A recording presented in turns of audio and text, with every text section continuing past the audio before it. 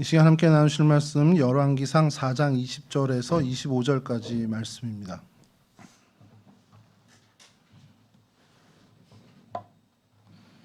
열왕기상 4장 20절에서 25절까지 말씀 저랑 한 절씩 교독하도록 하겠습니다.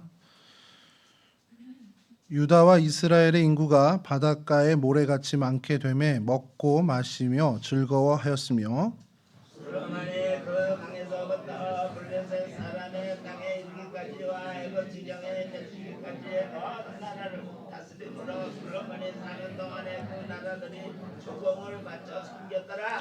솔로몬의 하루의 음식물은 가는 밀가루가 30고르요 굵은 밀가루가 60고르요 알제소와 10마리여 초장에 소가 20마리여 양이 100마리며 그의 소와 암사슴과 살찐 새들이었더라. 솔로몬이 그 강 건너편을 딥사에서부터 가사까지 모두 그 강 건너편의 왕을 모두 다스림으로 그가 사방에 둘린 민족과 평화를 누렸으니 솔로몬이 사는 동안에 유다와 이스라엘이 단에서부터 브에셀바에 이르기까지 각기 포도나무 아래와 무화과나무 아래에서 편안히 살았더라. 아멘. 예, 오늘 저희가 성경의 장소를 좀 살펴볼 장소는 딥사라는 곳입니다.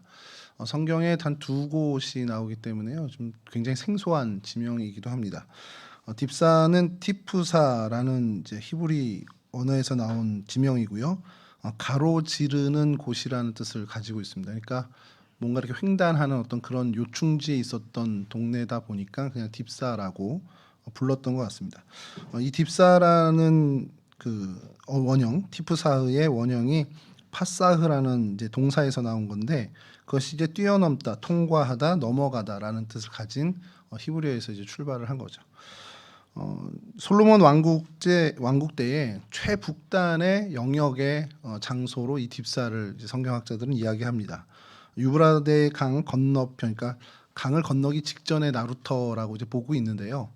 그게 오늘날의 지형은 좀 이따 지도를 보시겠지만 전혀 이제 달라졌습니다. 그래서 그 성서 고고학자들이 굉장히 놀라운 성과를 좀 이뤄내긴 했습니다. 그래서 좀 찾아내긴 했는데 이 딥사가 어쨌든 솔로몬 왕국이 얼만큼 거대했는지를 이제 추정할 때 이 딥사라는 곳까지 북쪽으로 그러니까 시리아 땅입니다. 지금의 시리아 땅이니까 거기까지 영역을 확장했다라고 하는 이제 그런 기록으로 의미가 있다라는 것이죠. 지도를 좀 먼저 보여드리면 첫 번째 지도를 먼저 보여드리고 저 제일 위에 이제 점 3개가 있는데 가운데에 있는 것은 알레포라고 해서 여러분 그 뉴스에 많이 나오는 시리아 내전 이제 뉴스 보도를 들으면 다마스쿠스 수도와 이 알레포 이 두 도시가 굉장히 많이 등장을 합니다. 그래서 고 알레포라는 도시가 있고요. 거기서 오른쪽으로 파란 게 있는 것이 유브라데 강입니다. 유브라데스 강인데 그쪽에 있는 게 지금 딥사로 추정되고 있는 딥세라는 그런 동네 지역이고요. 그 위로 있는 곳이 이제 아이다라라는 그 고대 유적지가 있는데 일부 학자들은 여기까지도 딥사로 이제 보는 그런 경향이 있습니다. 딥사가 이 성경에서 이제 두 번이 언급이 되는데요. 오늘 이제 저희가 살펴볼 이 딥사는 솔로몬 왕국의 경계가 되는 그 딥사고 열왕기하 15장 16절에는 이런 이야기가 있는 이 사건이 있는 딥사라는 곳이 나옵니다. 열왕기하 15장 16절인데요. 그때의 문하햄이 디르사에서 와서 딥사와 그 가운데 있는 모든 사람과 그 사방을 쳤으니 이는 그들이 성문을 열지 아니하였음이라. 그러므로 그들이 그곳을 치고 그 가운데에 아이벤 부녀를 갈랐더라. 굉장히 잔혹한 이야기인데 북이스라엘 왕 살룸을 죽이고 이제 반역을 해서 문하햄이 왕이 됩니다.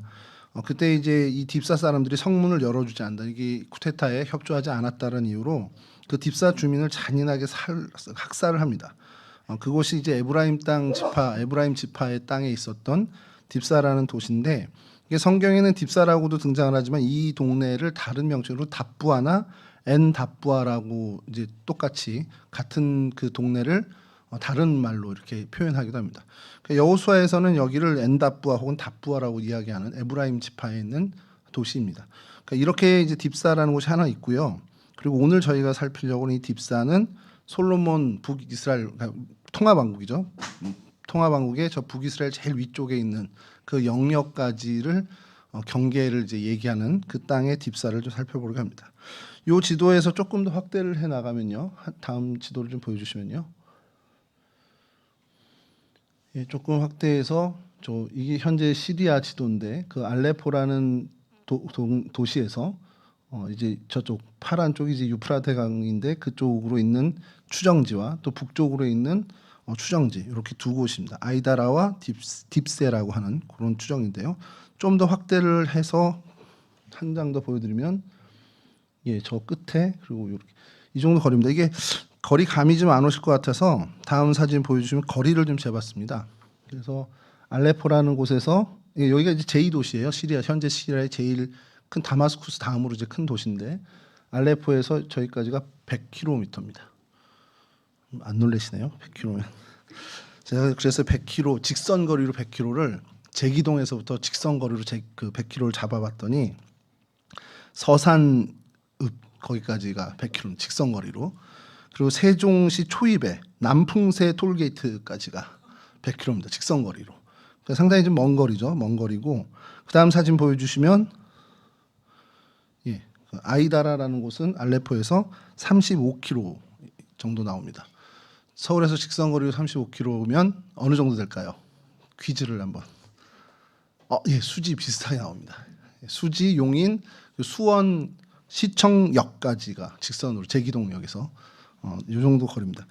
그러니까 이게 왜 이렇게 거리를 말씀드리냐면 이게 한 130km잖아요. 이 두 추정지가 예를 들어서 솔로몬 왕국 때 뭐 저희가 이제 보통 이스라엘을 단에서 부엘세바까지 이렇게 얘기를 하는데 그 단에서 부엘세바를 딱 집어서 여기야 딱 해서 서울 그러면 서울이 뭐 저기 은평구도 있고 저기 강동구도 있잖아요. 그러니까 굉장히 이것도 사실은 거리가 멀고 그게 이제 100km 정도 차이는 안 나지만 당시에 그냥 얼버무려 얘기할 때 남쪽으로는 애굽강까지라고 하거든요. 그 애굽강이 어디까지 흐르냐면 그 내륙안까지 흐르지는 않아요. 아라비아 반도까지 흐르지는 않으니까 그냥 거기 언저리라고 얘기를 해서 이 딥사를 얘기할 때 그냥 이 지역 전체, 이 알레포 지역 전체를 지금 이제 시리아 알레포 주인데 이 지역 전체를 얘기하는 것으로 추정을 하는 그 성향이 있습니다.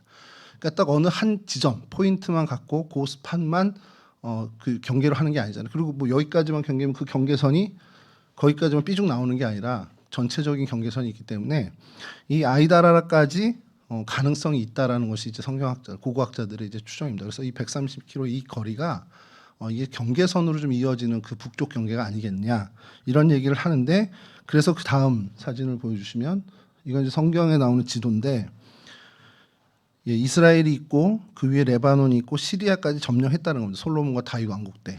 그래서 지금 성경 고고학자들이 얘기한 아까 딥세라는 그곳을 이제 추정을 해서 알레포까지를 경계로 잡은 건데 알레포 위로 방금 말씀 아이다라까지도 경계를 충분히 잡을 수 있는 가능성이 있다라는 것이 성경학자들의 견해입니다. 자, 이 지도를 보면서 야, 세긴 셌구나. 다윗이 세긴 셌는데 왜 레바논은 놔뒀지 이런 생각이 드는 거예요. 레바논을 왜 놔뒀겠습니까? 예, 그렇죠. 친했습니다. 히람왕하고. 그래서 여기는 조공을 받고 협력 관계의 나라고 침공해서 빼앗지는 않았던 거죠.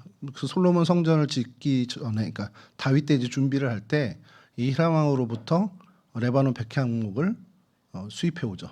그 뭐 공짜로 받은 건지 뭘 값을 했는지 뭐 그 의견이 분분한 것이 분명히 건네주고 건네받았거든요. 성경에서는요. 그게 이제 그 레바논 백향목 값이냐 아니면 이제 서로 뭐 침묵을 다지는 그런 정도냐. 좀 그런 이제 성경학자들은 또 깊이 들어가면 또 이제 힘들어지는 게 이게 뭐 값어치로는 다르다, 뭐 더 많은 걸 받았다, 뭐 이런 이제 설들이 있습니다. 그래서 여하튼 레바논은 이렇게 그때 당시에 온전했고 그 외에 이렇게 이곳까지는 다 침략을 해서 정복을 했는데 사실 요만큼이 아니고요. 그 이웃 나라들에겐 다 종국을 받은 겁니다. 그러니까 실제로 점령은 이 정도만 한 거고 그 이웃 나라도 심지어 애굽으로부터까지도 조공을 받았던 것이 제 기록에 있죠. 다윗 왕국과 이 솔로몬 왕국은 실제로 그때 서남아시아 쪽에 완전히 패권 국가였다라는 것을 이제 의심할 수 없는 것이 역사적 사실로 이제 등장을 합니다. 이제 성경의 이 배경이 되는 이런 그 넓은 땅, 그러니까 솔로몬 왕국의 가장 북단까지 그리고 그 이후에는 이제 그 지역을 다 뺏기긴 했지만 그 북단까지 경계가 되는 이곳. 그래서 이곳의 이름이 크세노폰이라는 소크라테스의 제자가 있어요. 기술자인데 역사가인데 이 사람이 이제 그 페르시아 내전에 용병으로 참가해서 군인으로서도 역할을 한 사람입니다.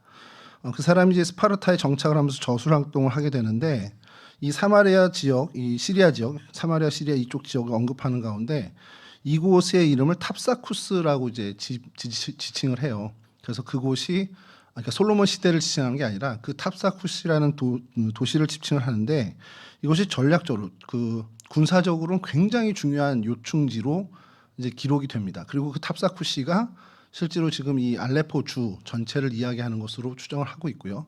그래서 이곳이 딥세로 이제 추정을 하는 것이 성경 성서 고고학자들의 이제 공통된 견해입니다. 그래서 뭐 그 일부에는 뭐 유브라데스강 건너편까지도 영역이 확장돼서 그곳에 있는 마르카다라는 도시가 있는데 거기까지도 뭐 얘기를 하는 경우가 있는데 그건 좀 아직 근거가 좀 약하고요. 그래서 이렇게 이제 그 여러 기술들 성경의 기록 말고도 많은 이제 역사 기록들이 좀 있는데 그래서 이곳에 좀 사진을 좀 준비를 했는데요.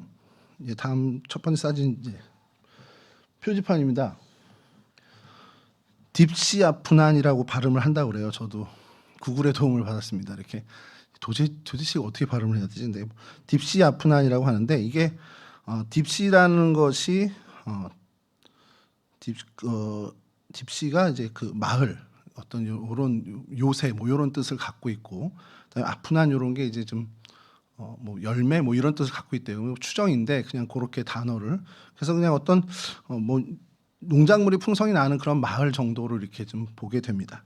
그래서 이게 그 가는 길에 있는 땅인데 여기를 이 지역 사람들은 지금 깔라딥세라고 불러요. 깔라딥세라고 부르는데 깔라딥세는 이제 우리말로 바꾸면 딥세의 요새 이제 깔라시 성체 요새를 이제 얘기를 하는데 깔라딥세라고 해서 딥세 그러니까 그 지금 표현으로 하면 디브아의 요새 이렇게 이제 해석을 하는 정도입니다. 뭐 중요한 건 아니고요. 근데 여기가 어떻게 되어 있냐면 다음 사진 보여주시면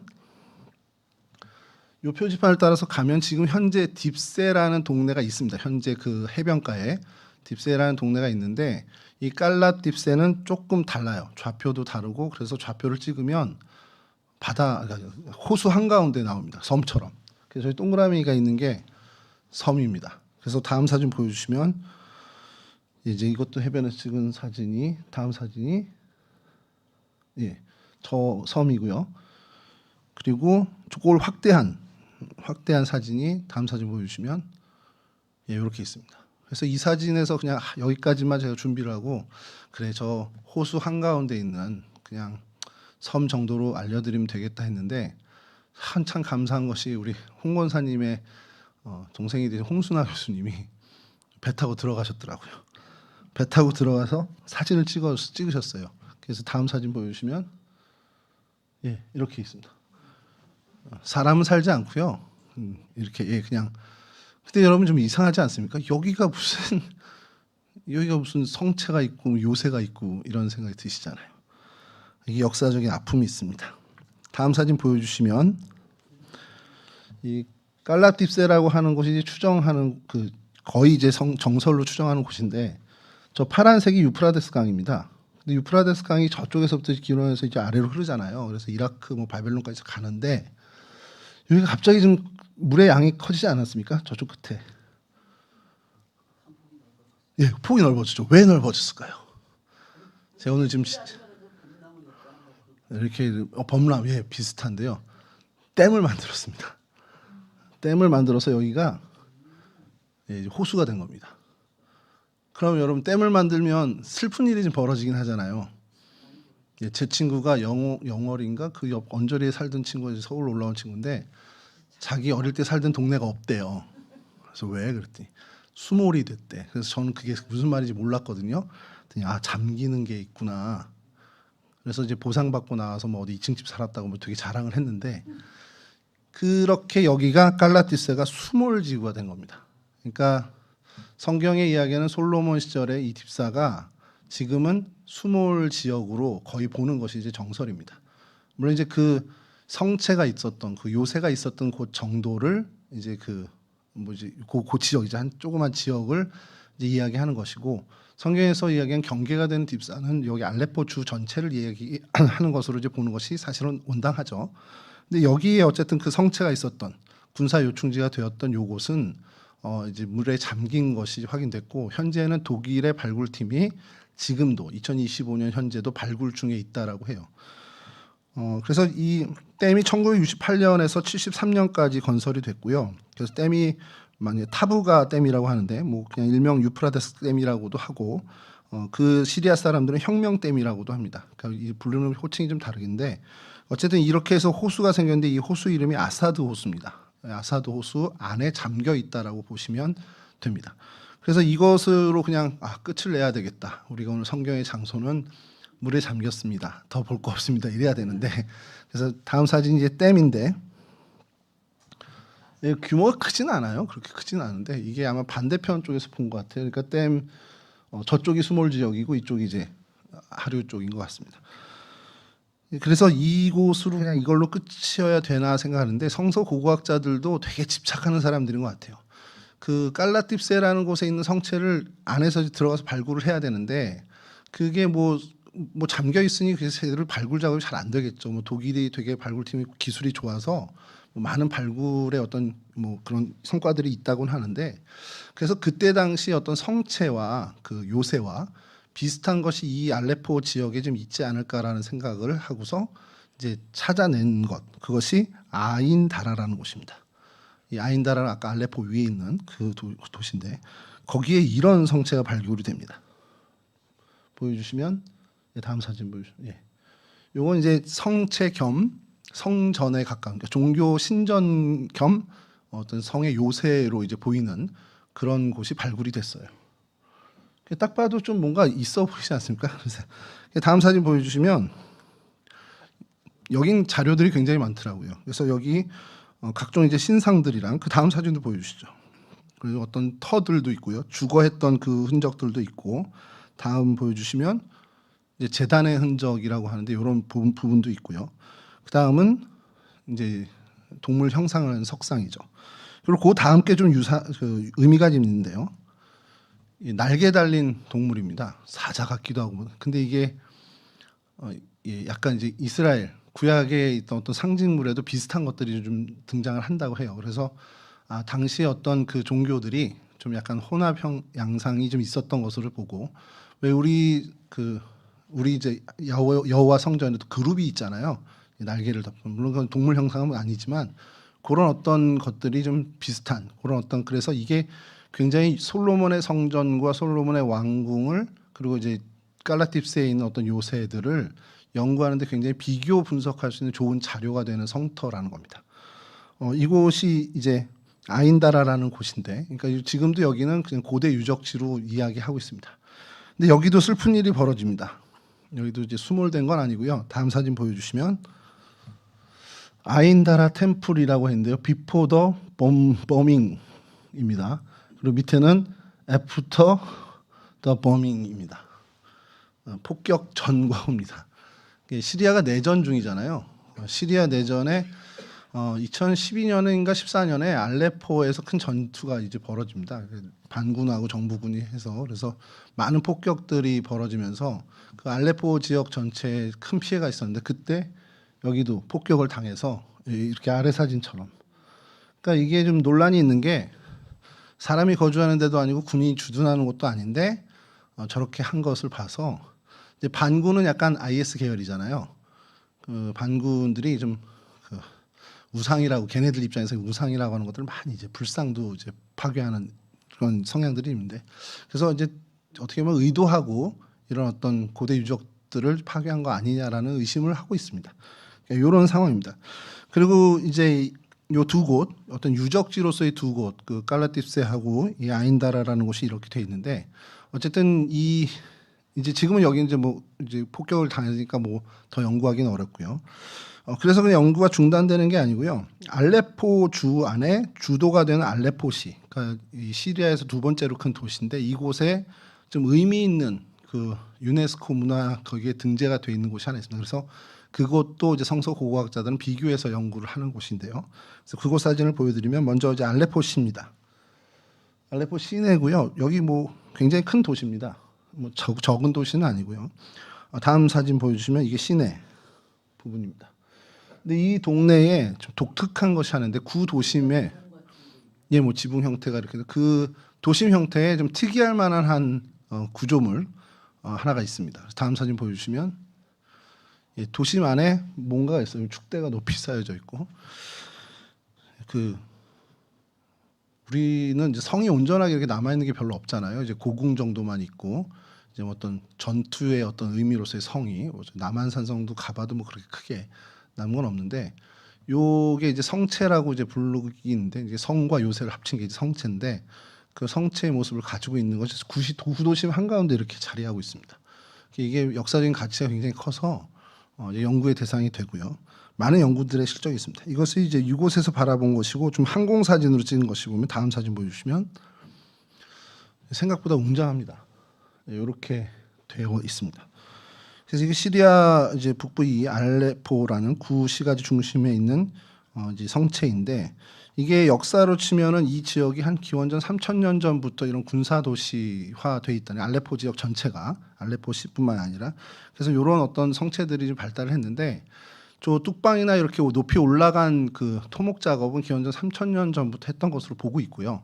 근데 지금 현재 있는 그 벽우 돌로 지어진 그 구조물들은 뭐 기원전 3000년 전의 시대 건 아니고요. 아이유브 술탄 시대, 그러니까 이슬람 왕조죠. 로마 비잔틴 시대가 끝나고 나서 이제 이슬람 왕조가 계속해서 이제 그 시리아 지역을 점령을 하는데 뭐 참고적으로 말씀드리면 칼리파 왕조가 있었고 그다음에 우마이야 왕조, 아바스 왕조, 파티마 왕조 뭐 몇 개는 들어본 셀주크 제국 그다음에 이제 아이유브 왕조가 살짝 이제 지나가는데 그리고 난 다음에 망쿠르와 그다음에 이제 오스만 제국이 이곳을 이제 그 패권을 장악합니다. 그 왕조들이 지나가는 그때에 아이유브라는 왕조 술탄 그 시대에 이 성벽은 지어진 것으로 이제 추정을 하고 있습니다. 근데 이 어쨌든 터는 기원전 3000년 전부터 있었던 것으로 이제 그거는 뭐 정설로 이제 받아들이고 있는 상태고요. 그러니까 이러한 어떤 성체들을 솔로몬 시절에도 요 지역에 분명히 이제 그 어떤 군사적인 목적으로 지었을 것으로 보고 있고 아까 우리 처음에 봤던 그 수장됐던 그 지역도 깔렙디스에도 그런 어떤 이런 성체들이 좀 있는 것으로 추정을 하고 있는 상황입니다. 그래서 솔로몬 왕국이 어마어마한 부강한 나라였다라는 거를 좀 이제 그걸로 통해서 다시 한번 이제 보는 거죠. 그 이스라엘 지역, 팔레스틴 지역에 솔로몬이나 다윗 왕국의 흔적은 완전히 없어졌잖아요. 그 진짜 예수님 말씀하신 돌 위에 돌 하나도 남긴 게 없는 것처럼 아예 싹 흔적이 없습니다. 진짜 없고 솔로몬과 다윗 왕국의 위상을 오히려 찾는 것은 그 점령 지역에 있었던 그래서 그 시절에 이러한 것들을 이런 구조체 이런 성체를 지었겠구나라는 추정을 봤을 때 그 나라의 힘과 국력이 어느 정도였는지 그 군사력이 어느 정도였는지를 좀 추정하는 게 성서 고고학자들의 제 발굴 작업을 갖는 의미라는 겁니다. 그래서 뭐 일각에서는 성서 고고학자들 일각에서는 이 정도 성체 정도는 뭐 수십 개 지었지 않겠냐라는 거예요. 솔로몬 왕국에서 그 정도의 토목공사. 오늘 뭐 본문에도 나오지만 30그 고르라고 하죠. 30고르를 하루 쓴 이제 밀가루 양이 이게 이스라엘 전체가 아니잖아요. 이스라엘 전 국민이 먹은 게 30고르가 아니라 솔로몬 왕궁의 그 어떻게 보면 식솔들이죠. 거기서 가는 밀가루가 30고르, 거친 밀가루가 60고르라는 겁니다. 30고르가 어느 정도인지 혹시 들어보신 적이 있을지 모르는데 이게 호멜하고 같은 단위거든요. 고르가. 그럼 한 호멜 한 고르는 180리터 내지 200리터, 뭐 220리터까지도 봅니다. 그래서 대충 한 200리터라고 잡으면 30고르면 6,000리터입니다. 하루에 고운 밀가루를 6,000리터를 사용할 정도로 음식을 만들어야 돼.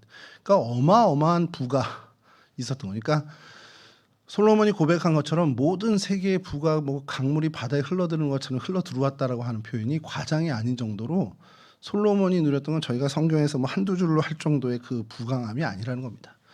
전 세계 지금까지도 이 역사의 아무리 큰 강대국이라도 솔로몬 시절에 누렸던 것만큼의 그 부강함을 누리지 못했을 거라고 이제 추정을 하는 거죠.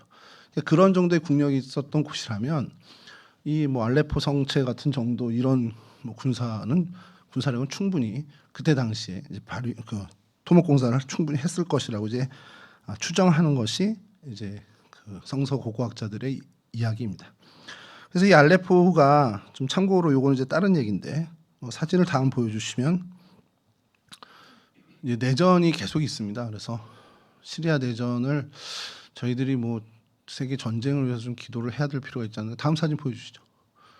이게 연합뉴스에 나온 그 종군 기자가 찍은 사진이고요. 그 이후에 이제 다음 사진이 폭격된 현재 상태. 그래서 뭐 재건은 지금 꿈도 못 꾸고 계속해서 지금 전쟁의 피해는 늘어가고 있습니다. 그 다음 사진이 그런 전쟁과 더불어 이건 폭격이 아니고요, 지진입니다. 시리아 그때 트르키에 시리아 지진이 있었잖아요, 2023년에. 그때 당시의 피해가 아직도, 이건 2025년도 사진인데 아직도 이게 적어되지 못하고 있는 상황이기도 합니다. 시리아 내전은 2011년 3월에 시작이 됐어요. 그래서 2011년이니까 지금 벌써 10년이 훨씬 더 4, 5년 돼가고 있는데 아사드 정권을 이제 밀어내겠다고 이제 반군들이 이제 봉기를 한 게 2011년입니다. 그때부터 이제 시작을 했는데 뭐 2024년 12월에 이 아사드가 망명을 했죠. 러시아로 망명을 해서 이제 정권은 무너졌습니다. 그럼 이제 그 전쟁이 끝나야 되는데 그렇지 않은 것이 얘네들의 조직 이름이 HTS라고 해요. 그래서 시리아 뭐 해방기구인가, 시리아 뭐 해방위원회인가 이렇게 하는. 근데 얘네들이 사실은 그 IS 계열의, 그러니까 이슬람 국가를 건설하고자 하는 IS 세력의 그 뭐라고 지류라고 해야 되나요? 그러니까 그 HTS의 제일 핵심적인 조직이 알루스라라는 그 조직이 중심인데, 이 알루스라는 알카에다 시리아 지부라고 보시면 됩니다. 그 알카에다는 많이 들어보셨잖아요. 그 계속 이슬람 그 무장 세력인데 이 세력이 중심이 된 HTS가 이제 정권을 장악했습니다. 그러다 보니까 이제 세계 서방에서는 걱정인 거죠. 미국하고 영국 또 EU는 아직도 이 HTS를 테러 조직으로 보고 있어요. 근데 여기가 정권을 잡아서 대통령 취임을 했고 2025년도에 3월에 했고요. 그래서 이제 이게 국가로 인정이 돼야 되냐, 이제 그런 논란이 있어서 아직까지도 어떤 결론이 하나도 안 난. 근데 이 반군에 또 반군이 있습니다. 정부군과는 다른 반군의 반군이 있고, 러시아는 호시탐탐 정부군을 지원했었고요. 러시아는. 그래서 계속해서 다시 원래 그 아사드 정부군이 재탈환을 하는 것을 또 러시아는 또 계획하고 있다라는 것도 공공연한 비밀이고요. 또 이제 미국이나 영국 같은 경우도 개입을 언제든지 하려고 하고, 미군은 실제 지금 주둔하고 있고요. 질서 유지를 위해서 주둔하고 있는 상황이고, 또 터키, 그러니까 튀르키예는 바로 옆 나라다 보니까 이 난민들이 다 튀르키예로 오잖아요. 그러니까 이제 그것도 어떻게든지 해결을 해야 되는 부분이니까 이 안쪽에 내정 간섭을 하기 위해서 이스라엘과 이제 같이 이제 싸우지 않게끔 협정을 하는 어떤 회의도 지금 하고 있는 상황입니다.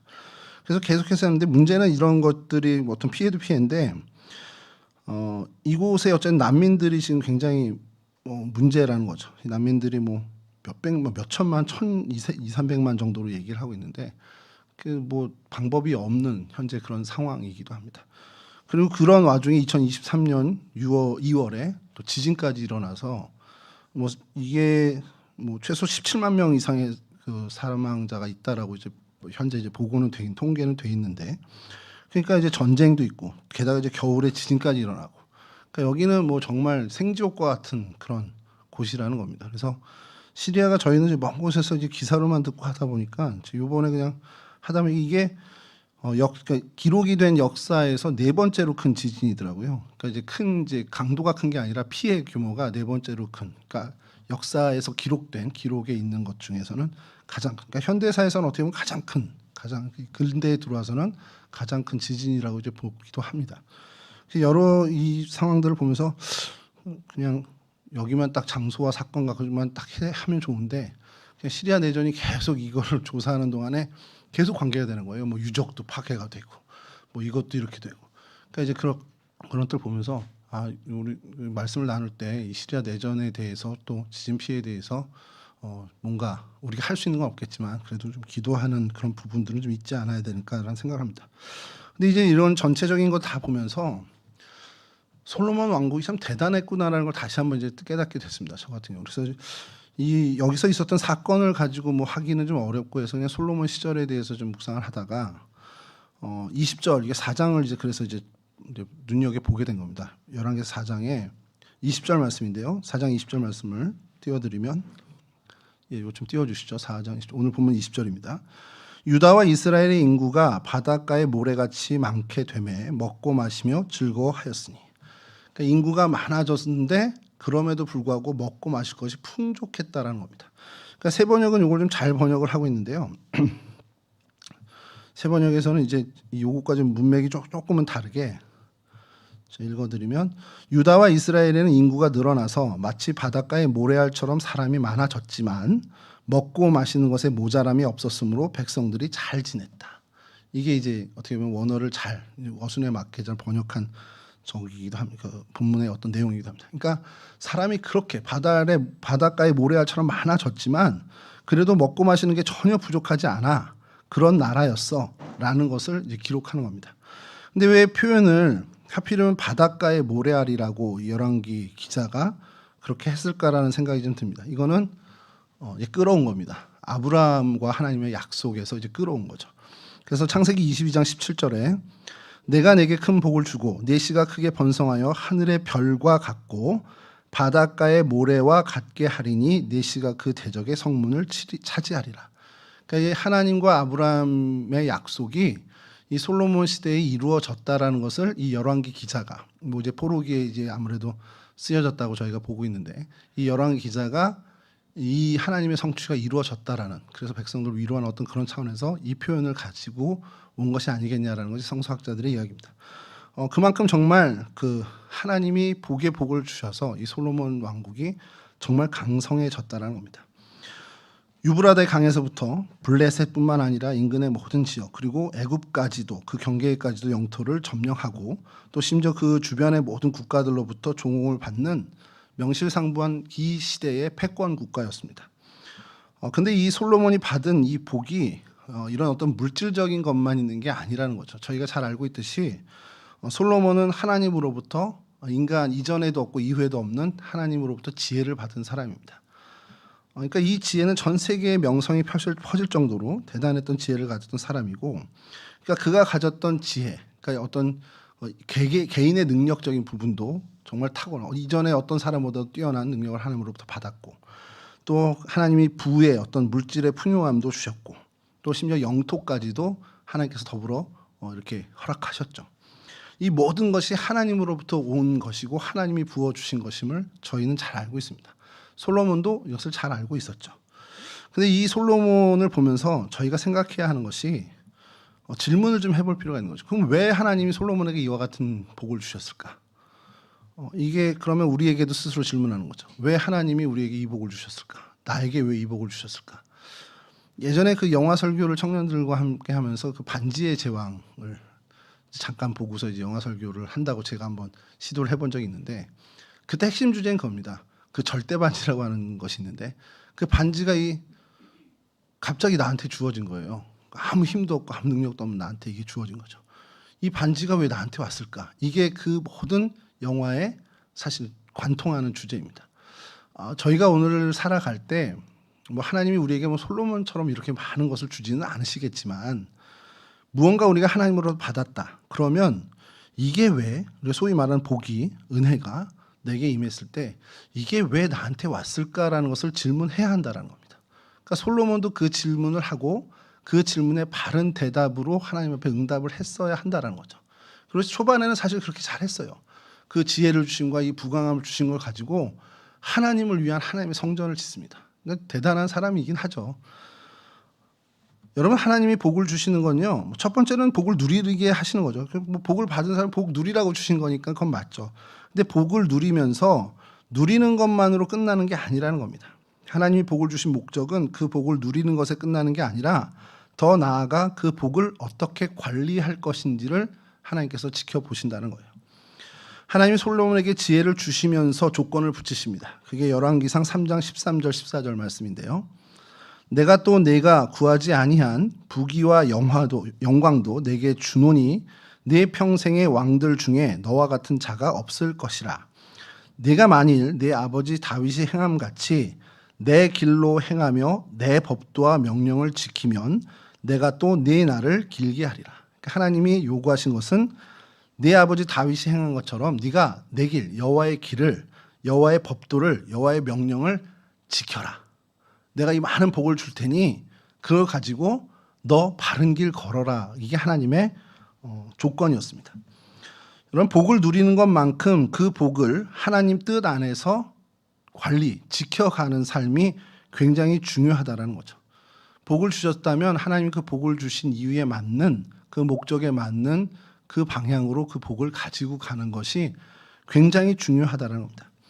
솔로몬은 처음에 그 솔로몬이 복을 받을 때의 모습은 우리가 잘 기억하죠. 나는 작은 아이 같습니다 고백하면서 선악을 분별해 이 백성을 판단할 지혜를 주십시오라고 다른 복을 구하지 않았는데 그걸 구했다고 하나님 칭찬하신단 말이에요. 그만큼 하나님 앞에서 복을 받을 만큼의 사람이었습니다. 근데 그가 시간이 흐르면서 변해갔죠. 그래서 여러분, 우리가 질문을 해야 돼요. 솔로몬을 성경에서 보면서 계속 질문합니다. 그러면 그 많은 복, 정말 우리 사진에서 보셨듯이 그 넓은 영토와 어마어마한 성체까지도 지을 수 있는 그 부강함을 가졌던 솔로몬이 왜 그 복을 지키지 못하게 됐을까? 왜 그가 실패했을까? 적어도 그 부분에 있어서는 왜 실패했을까라는 것을 좀 생각해 보면 열왕기상 11장 9절에 열왕기 기자는 이렇게 얘기합니다. 열왕기상 11장 9절인데요. 솔로몬이 마음을 돌려 이스라엘의 하나님 여호와를 떠남으로 여호와께서 그에게 진노하시니라. 여호와께서 일찍이 2번이나 그에게 나타나시고. 성경은 그의 마음이 돌아섰다라고 명확하게 얘기하고 있습니다. 그리고 그 결과로 하나님께서 진노하셨다고까지 이야기하시죠. 그러니까 하나님이 진노하실 만큼 그가 하나님을 떠난 거는 확실한 거예요. 이건 이제 팩트입니다. 그 솔로몬이 실제로 하나님을 그렇게 떠났고 하나님은 이거 오해겠지. 그게 아니라 진짜 떠났기 때문에 진노하셨어요. 그럼 그 원인이 뭐냐? 왜 그렇게 돌아서서 하나님을 떠나게 됐냐? 열왕기상 11장 2절에 3절. 그 이전에 9절 이전의 말씀은 이렇습니다. 열왕기상 11장 2절에 3절입니다. 여호와께서 일찍이 이 여러 백성에 대하여 이스라엘 자손에게 말씀하시기를 너희는 그들과 서로 통혼하지 말며 그들도 너희와 서로 통혼하게 하지 말라. 그들이 반드시 너희의 마음을 돌려 그들의 신들을 따르게 하리라 하셨으나 솔로몬이 그들을 사랑하였더라. 왕은 후궁이 700명이요 첩이 300명이라 그의 여인들이 왕의 마음을 돌아서게 하였더라. 그냥 성경은 간단하게 이야기합니다. 그 이방 여인들이, 우상을 섬기던 그들이 솔로몬의 마음을 돌아서게 했다라는 거예요. 솔로몬이 많은 아내를 두고 그래서 그들로 인해서 왕의 마음이 돌아서게 됐다는 거죠. 왜 그러면 많은 여인을 후궁으로 들였을까? 그거는 너무도 명백하죠. 그냥 주변 국가들과 외교를 한 겁니다. 그 국가들과 외교적인, 이 혼인을 통한 외교적인, 그러니까 정말 어떻게 보면 외교술로 이렇게 이 일이 벌어진 거죠. 근데 이게 하나님께서는 탐탁치 않게 보신 거죠. 11장 10절에서 11절을 좀 다시 읽어드리면 이 일에 대하여 명령하사 다른 신을 따르지 말라 하였으나 그가 여호와의 명령을 지키지 않았으므로 여호와께서 솔로몬에게는 말씀하시되 내게 이러한 일이 있었고 또 네가 내 언약과 내가 내게 명령한 법도를 지키지 아니하였으니 내가 반드시 이 나라를 내게서 빼앗아 네 신하에게 주리라. 그러니까 솔로몬의 왕국의 마지막을 하나님께서 예언하십니다. 여러분, 결과적으로 솔로몬은요, 하나님이 주신 그 복을 하나님의 방법과 하나님의 원칙대로 사용하지 못하고 자기의 생각대로, 그러니까 당시의 시대 정신인, 당시의 여러 나라의 왕들이 했던 것처럼 여러 나라와 어떤 외교를 맺고 화친을 맺고 그러한 어떤 자기의 판단으로 그 모든 것들을, 자기의 힘을 사용을 합니다. 조공을 받기 위해서 강압적으로 누르고 가지고 있는 힘을, 하나님이 주신 많은 그 부강함을 가지고 그들을 억압하고 혹은 그들을 제압하면서 그들과 외교적인 친분을, 화친을 맺고 거기서 후궁을 드리고 그러면서 혼인관계로 형제의 나라가 되고, 이런 식의 자기 어떤 탁월한 자기의 계산이겠죠. 자기의 생각과 자기가 보기에 가장 좋은 방법으로 이 일들을 진행해 간 겁니다. 그러니까 결국은 하나님이 주신 복을 하나님의 뜻과 하나님의 생각이 아닌 자기 뜻과 자기 생각대로 사용한 거라는 거예요. 그러니까 하나님을 의지하기보다는 어떤 외교나 무역이나 군사력 이런 것, 인간적인 방법에 더 의존한 모습을 보여준 겁니다. 그가 다스린 땅, 그가 세운 성전, 그가 모은 금, 은, 이 모든 것이 하나님으로부터 온 것임을 그는 점점 잊어간 거죠. 어떻게 보면 그 복이 너무 컸기에, 그래서 그것을 그것으로 인해서 많은 힘이 생겼기 때문에 그 복이 오히려 그가 하나님 앞에 나가는데 걸림돌이 된 그런 아주 아이러니한 상황이 벌어진 것 같기도 합니다. 하나님은 우리에게 이야기하시죠. 그 복 자체보다 그 복을 받은 그 마음이 어떤가에 더 하나님은 관심을 가지시죠. 그 복을 받은 사람이 그 복을 어떻게 사용하고 그것을 통해서 어떻게 하나님께 기쁨을 드리고 그 복을 통해서 어떻게 하나님을 증거하는지, 그것에 따라서 그 복은 그에게 정말 유익이 될 수도 있지만 그에게 시험거리, 어떻게 보면 저주가 될 수도 있는 것을 우리는 성경에서 너무 많이 보고 있습니다. 그리고 가장 대표적인 게 이 솔로몬의 모습이기도 하죠. 여러분, 그러면 이 시선을 이제 오늘 우리의 삶, 나의 삶으로 좀 돌려볼 필요가 있죠. 하나님이 오늘 우리에게 어떤 것을 주셨는가, 내게 무엇을 주셨는가. 하나님이 우리에게 많은 것을 주셨습니다. 많은 은혜를 주셨고 많은 복을 주셨습니다. 그게 좀 물질적인 복일 수도 있고요, 우리 일상의 평안일 수도 있고요, 우리의 어떤 삶의 안정이나 우리에게 주신 건강이나 우리에게 주신 은사, 또 재능, 그 모든 것들이 하나님이 우리에게 주신 복이라는 걸 우리는 잊지 말아야 합니다. 그 수많은 복이 우리 삶 속에 하나님으로부터 왔다라는 사실을 우리가 기억할 필요가 있죠. 그런데 우리가 너무도 자주, 너무도 종종 그 복에 너무 익숙해져서 이게 하나님으로부터 왔다는 사실을 정말 까먹고, 그러니까 잊어버리고 살 때가 너무도 많습니다. 하나님이 우리에게 이 복을 주셨고 그 복을 주셨다기보다 사실 맡기신 것인데, 이 맡긴 것을 우리가 생각하고 주인이신 하나님이 우리에게 맡긴 이것을 어떻게 우리가 관리하고 어떻게 활용하고 어떻게 사용해야 하는지, 어떻게 이것을 책임져야 하는지, 그 청지기의 자세를 우리가 잊지 않아야 한다는 것이죠. 이 복은요, 우리에게 주신 목적이 아니라 분명한 것은 하나님의 영광과 기쁨을 위한 수단이 되어야 한다는 사실입니다. 하나님의 뜻을 이루기 위한 수단, 하나님께 기쁨을 드리는 수단, 하나님이 살피라고 주신 우리 주변의 생명들, 우리 이웃을 섬기는 수단으로, 그리고 하나님을 증거하는 수단으로 사용해야 합니다. 내 건강을, 내 시간을, 내 평안을, 내게 주신 물질을, 내게 주신 소중한 것들을 그렇게 사용해야 한다는 것이죠. 그러기 위해서 몇 가지 중요한 태도를 성경에서는 얘기합니다. 먼저는 이 주신 하나님의 은혜에 감사함을 잊지 않아야 한다는 거죠. 그 평생 감사라는 책 제가 요즘 얼마 전에 보고서 이거 좀 청년들하고 한번 해봤으면 좋겠다는 생각을 하기도 했는데, 여러분, 감사라는 것을 훈련을 해야 된다라는 거예요. 그 책에 의하면 이게 그냥 저절로 하나님께 감사할 수도 있지만 이 감사는 훈련을 통해서 더 풍성해진다라는 겁니다. 계속 감사할 것을 찾고 하루에 적어도 3가지, 5가지를 내가 자기 전에 꼭 적어보는 거예요. 그런 정말 의도적으로라도 이 감사함을 잊지 않기 위해서 우리가 애써야 된다는 겁니다. 그러한 삶의 자세, 신앙의 태도가 필요하다는 것이죠. 그리고 또 그것을 위해서 두 번째 태도는 하나님의 말씀에 귀를 기울여야 한다는 겁니다. 하나님의 말씀과 전혀 무관한 삶을 산다, 듣는 것도 싫고 묵상하는 것도 싫고 그냥 무관하게 산다, 그러면 절대 우리 마음에 그 감사함이 있을 수가 없다라는 것이고, 하나님의 주신 복을 바르게 사용할 수 있는 방법이 도무지 없다라는 거예요. 그러니까 하나님 말씀에 귀 기울이는 것이 정말 중요하다는 겁니다. 그러니까 이렇게 하나님 말씀에 귀 기울이고 그 감사함으로 하나님께 입술에 고백을 드리며 그 마음을 가지면, 그러면 그 삶은 하나님 중심으로 살게 된다는 거죠. 자기 중심이 아닌 하나님 중심으로 살게 된다. 이게 사실은 제일 중요한 겁니다. 복이 커지면 커질수록 하나님을 잊어버리게 되는 여타의 많은 사람과 솔로몬의 모습이 아니라, 하나님 중심으로 살아간다면 복이 커지면 커질수록 하나님을 드러내는데 더 큰 일을 하게 된다는 거예요. 하나님께 더 큰 기쁨을, 커지면 커질수록 더 큰 기쁨과 영광을 돌리는 삶이 된다는 거예요. 하나님 중심으로만 살면. 주신 복으로 인해서 나도 기뻐요. 사실 저도 기쁘죠. 하나님 주신 것으로 인해서 우리도 기쁩니다. 기쁘지만 그 복을 정말 바르게 사용하고 쓰므로 인해서 하나님을 기쁘시게 한다는 거예요. 여러분, 우리의 생각 속에, 우리의 염두 속에 늘 질문하면서 계속해서 우리가 되뇌이고 매일매일 우리 스스로에게 물어봐야 되는 것은, 이 복을 쓰므로 인해서 하나님이 지금 기뻐하고 계신가?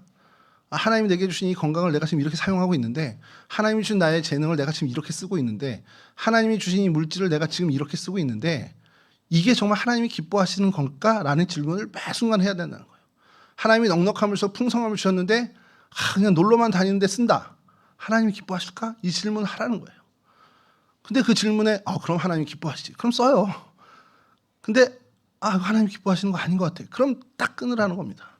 그럼 돌이키라는 거죠. 아 이거 하나님 기뻐하시는 게 아니네. 막 화가 나죠. 아들을 보면 화가 나요. 좀 병이 걸린 것 같아. 아들만 보면 화가 나. 그래서 이 화나는 열정, 이 에너지가 이 아들에게 화내는데 쓰는 게 하나님 기뻐하실까? 기뻐하시면 화를 내죠. 근데 아니다 그러면 걷어들여라 이겁니다. 여러분 이게 굉장히 우리에게 중요한 스스로에게 우리의 염도 속에 매 순간순간 질문되어야 하는 질문이 되어야 합니다. 여러분 하나님은 우리에게 복 주시기를 기뻐하시는 분이라고 성경에서 분명하게 밝히고 있습니다. 그리고 그 복은 그냥 우리에게 건네주시고 그것으로 끝이 아니라 그 복을 가지고 우리가 어떻게 사용하고 어떻게 지키고 어떻게 쓸 것인가를 하나님은 지켜보고 계십니다. 여러분 솔로몬처럼 큰 복을 받은 사람이 그 복을 제대로 지키지 못할 수 있다는 게 우리가 정말 경고로 삼아야 되고요. 반면교사로 삼아야 됩니다.